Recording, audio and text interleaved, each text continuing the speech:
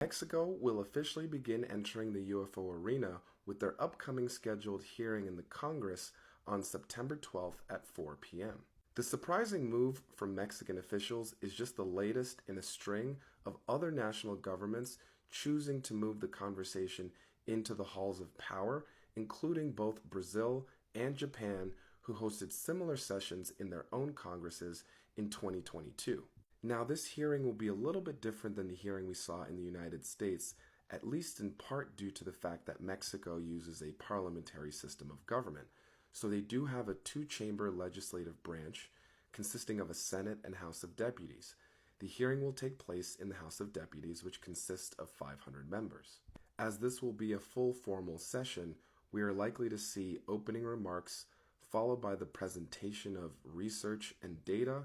public testimonies, debate, and then potential for proposed legislation based on that discussion. And in terms of who will be in attendance outside of the members of the House of Deputies, we will be seeing two members from the United States joining as witnesses, one of which is Lieutenant Ryan Graves, who we did see testify here in the United States to his experiences as a Navy pilot off the east coast of the United States, as well as Robert Salas. In my previous videos, we've covered the story of Lieutenant Ryan Graves at length, but this will be the first time that we are referencing retired Air Force Captain Robert Salas. Salas was a missile launch officer with the Air Force, tasked with the maintenance and readiness of our Minuteman nuclear missiles that were present at Malmstrom Air Force Base in Montana in 1967, where he was present for the Malmstrom incident, in which a red-orange glowing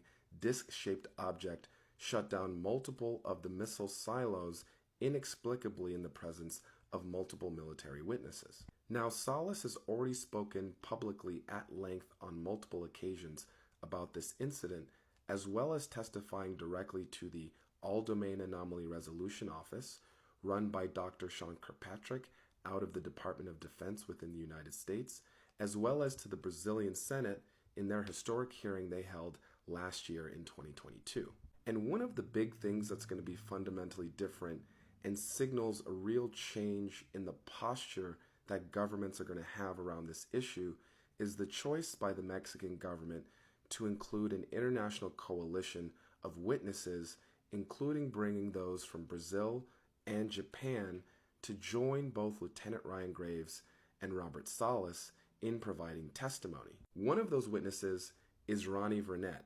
the Brazilian UFO researcher who was one of the key players in getting the Brazilian Senate to host their UAP hearing last year. And in addition to the data and testimony that will be brought forth by Ronnie Vernet on behalf of South American nations, they will all also be joined by a Japanese senator, Yoshiharu Asakawa, who will be bringing UAP data and representing Asia at the hearing as well. And not wanting to be left out of the conversation, Mexico will be represented at least in part by a group of commercial pilots led by Captain Julio Darwish, who is the founder of Vector Unknown, a new group for commercial pilots to report and collaborate on identification of UAP. In reading through the public comments and chatter in reaction to the announcement of this upcoming hearing, it is clear that there is an intent from at least some Mexican officials to put Mexico at the dead center of the UAP conversation from an international collaboration perspective, especially on the point of if the U.S. is further along than the rest of the world in understanding this issue,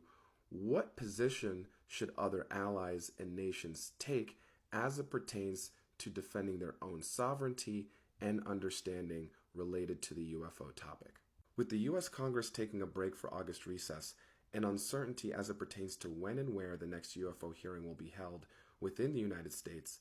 understandably there's a massive amount of skepticism that the process here domestically is going to lead to any tangible answers. But if the truth is really out there, we've now reached a place where we have multiple national governments putting in place the infrastructure necessary to actually go through this process. So if it doesn't happen here in the United States, keep an eye on Mexico, keep an eye on Brazil, and keep an eye on Japan, because the race is now on.